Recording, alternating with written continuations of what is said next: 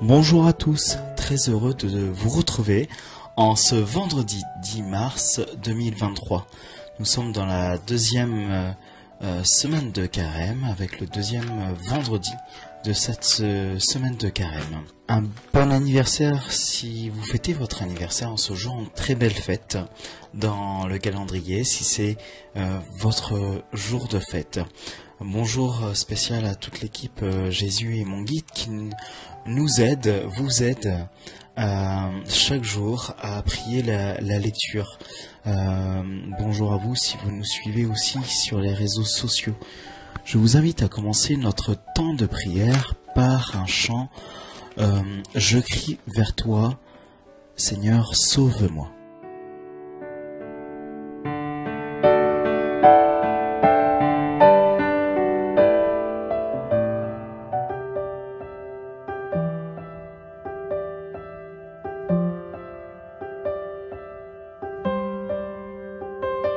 Du fond de la nuit, Dieu vers toi je crie, tu entends ma voix, car auprès de toi sont miséricorde et rachat. Ô mon Créateur, j'attends tout de toi, plus que le veilleur désire l'aurore, mon âme espère en ta parole.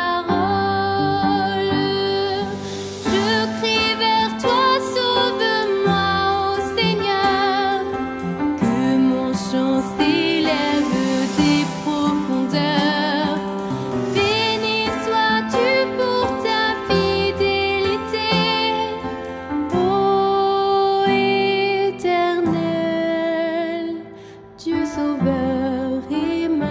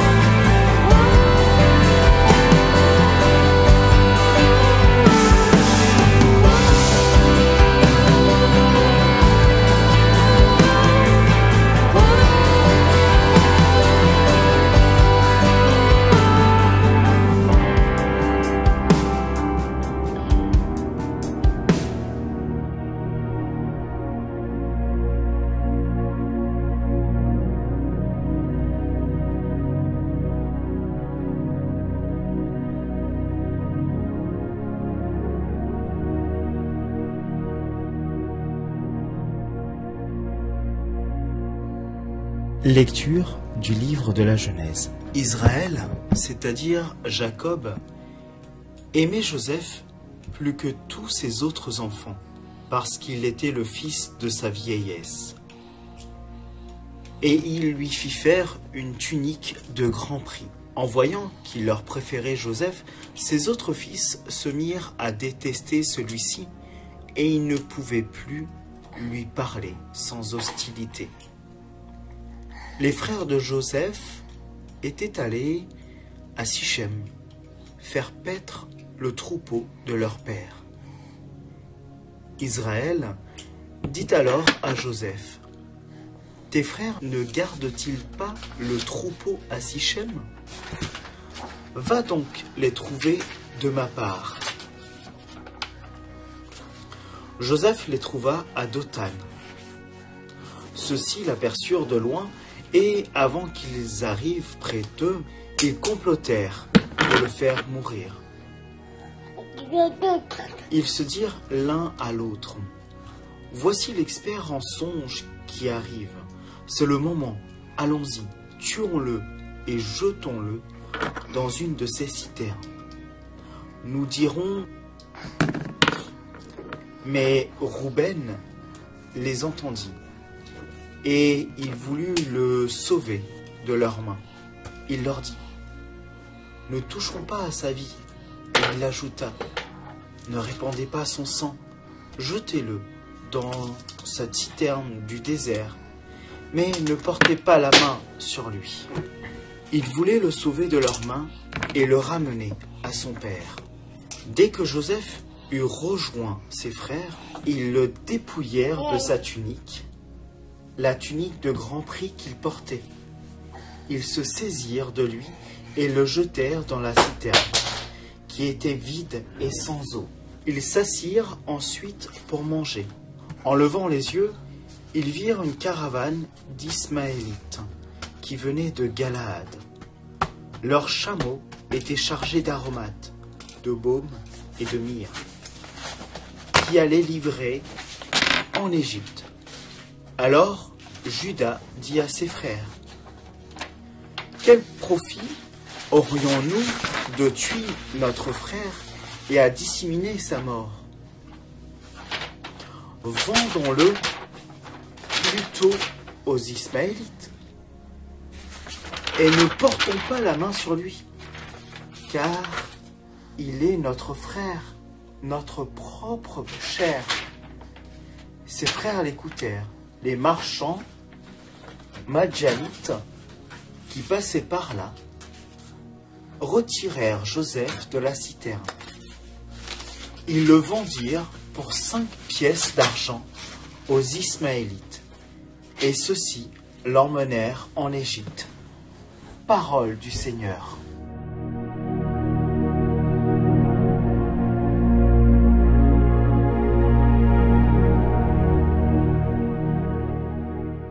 Ah là là, la jalousie. Je me souviens d'une chanson il y a quelques années qui disait « La jalousie, mes amis, la jalousie ». Eh bien, ce texte nous parle aussi de cette jalousie, la jalousie au sein d'une famille qui a amené la vente de Joseph par ses frères de sang. L'histoire de la jalousie, cette jalousie annonce, cette histoire annonce ce qui devait arriver par la suite à Jésus. C'est une histoire bien triste que celle de la jalousie, et qui ne cesse de se reproduire encore et encore dans notre vie, dans notre monde, dans notre quotidien. Et pourtant, tout n'est pas si mauvais dans notre vie, n'est-ce pas? On peut voir des belles choses. De temps en temps, il y a des histoires marquantes au quotidien qui nous font réfléchir par rapport à la jalousie. Je vais vous citer simplement une histoire que j'ai pu entendre sur une radio il y a quelques années de cela, il y a quelques temps de cela. Une histoire d'un agent, d'EDF, qui avait refusé de limiter la consommation d'énergie chez une dizaine d'usagers en situation impayée. il a dit qu'il ne peut pas appliquer les consignes de son entreprise quand il voit la situation de ces gens, les misérables, s'entassent dans des logements insalubres. Et pourtant, sa direction n'était pas tout à fait d'accord avec lui. Et ça a été dur pour lui et son poste a été éjectable. Parce qu'on ne voulait pas partager, on ne voulait pas faire le bien. Donc c'est une question que nous pouvons nous poser aujourd'hui. Que devons-nous faire en tant que chrétiens face au monde de pouvoir et d'injustice? Les chrétiens sont ceux qui savent, du moins je l'espère, sont ceux qui savent que leur vie n'est pas facile, qu'elle est soumise à la contradiction. On lui met au pied des entraves, on lui passe des fers au cou, nous dit le psalmiste dans le psaume 105. Mais le Seigneur Jésus l'a rappelé. N'avez-vous jamais lu les Écritures? La pierre qu'ont rejetée les bâtisseurs est devenue la pierre angulaire, que nous pouvons retrouver dans Matthieu au chapitre 21. Et surtout, nous croyons qu'il a vaincu la mort. Il est là pour nous guider, pour nous aider à vivre comme lui, à le suivre. Bien, les Écritures que nous avons pu entendre aujourd'hui, l'écriture que nous avons pu entendre, est très importante pour nous chrétiens. Nous devons les fréquenter le plus possible. Nous devons lire le plus possible ces Écritures. Les faire germer en nous, les faire travailler en nous. Les Écritures de la Bible, elles sont un des grands chemins qui s'offrent à nous pour aller vers Jésus et pour atténuer, diminuer, enlever la jalousie qui habite nos cœurs. Ce temps du carême nous invite chaque année à quitter un peu notre quotidien en méditant un peu plus profondément la parole de Dieu pour prendre conscience de la présence de Dieu Trinité. Celui qui est en nous, qui nous fait vivre un temps pour l'écouter en silence. Ce silence où Dieu est omniprésent, où nous nous laissons modeler par lui. Ce silence est une rencontre intime entre le Créateur et nous, sa créature. C'est un lieu où nous puisons la force, recevons l'amour pour pouvoir aimer à notre tour nos proches comme Dieu nous aime et ne pas être jaloux de nos proches. Eh bien, à la lumière de cette foi, essayons ensuite de retrouver les merveilles, nous dit le psaume 105, qui fait dans notre quotidien. Parfois, elles sont nos yeux, mais nous ne nous rendons pas compte. Alors oui, cherchons le Seigneur et sa puissance, nous dit le psaume 35.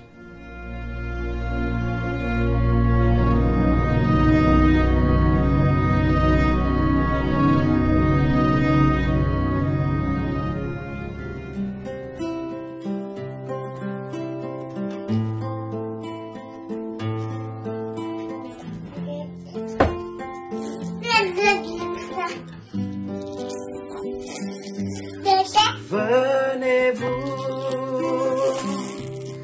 des merveilles que le Seigneur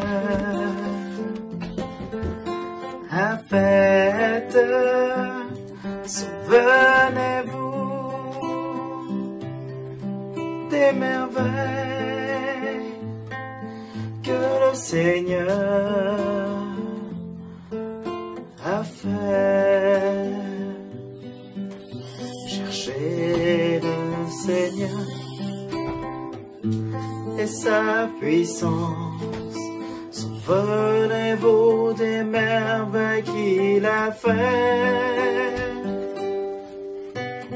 Vous, la race d'Abraham, son serviteur, les fils de Jacob qu'il a choisis, souvenez-vous des merveilles que le Seigneur a fait. Il appela le pays, la famine, le privant de toute ressource. Mais devant eux, il envoya un homme, Joseph, qui fut vendu comme esclave. Souvenez-vous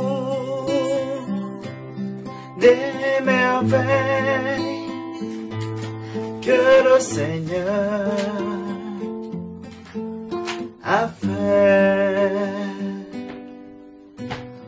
On lui met au pied des entrailles, on lui passe des fers au cou. Il souffrait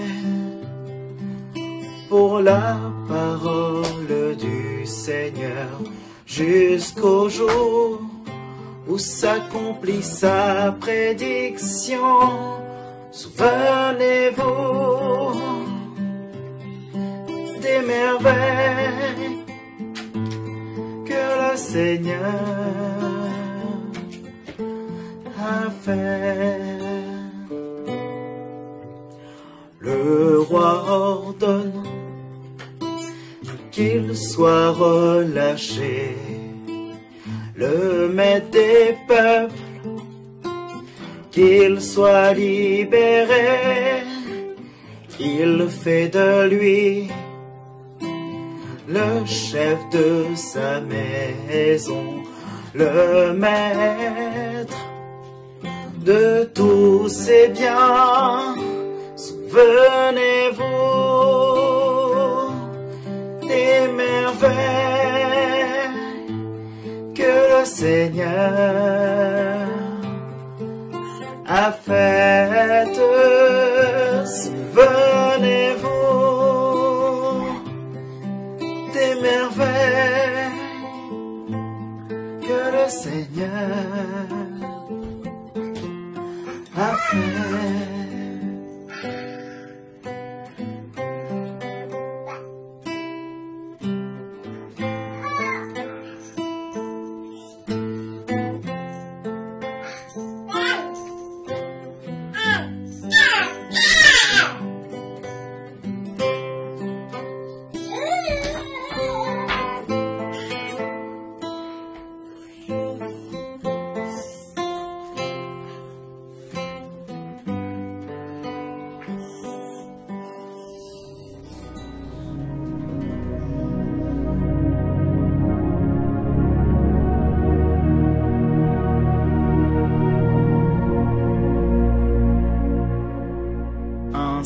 S'achève notre temps de prière.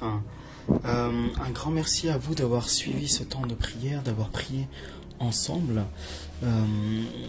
Grand merci aussi à la petite voix d'Eleanor avec ses différentes humeurs dans cette séquence, ses joies, ces moments où on n'a pas envie de rester toute seule. Donc voilà, merci à elle pour ce moment de prière ensemble. Je vous souhaite une très belle journée sous le regard de Dieu. Bon courage à chacun de vous dans cette étape de carême vers la résurrection du Christ. Très belle journée à tous. Au revoir.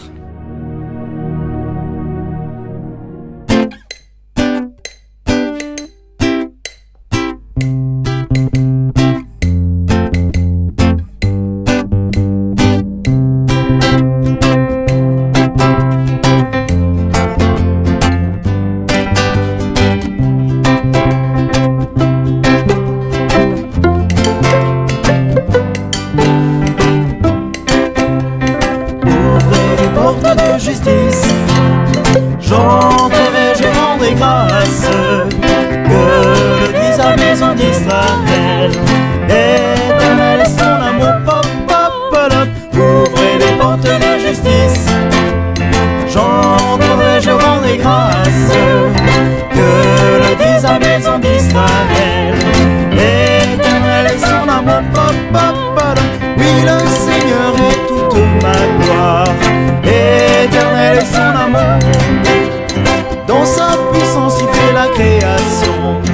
Éternel est son amour, pop, pop, pop, ouvrez les portes de justice.